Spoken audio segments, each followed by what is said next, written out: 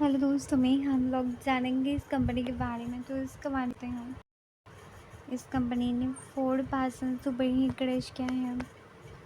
5 देख सकते हो 17% लॉस, 1 महीने में 17% रिटर्न।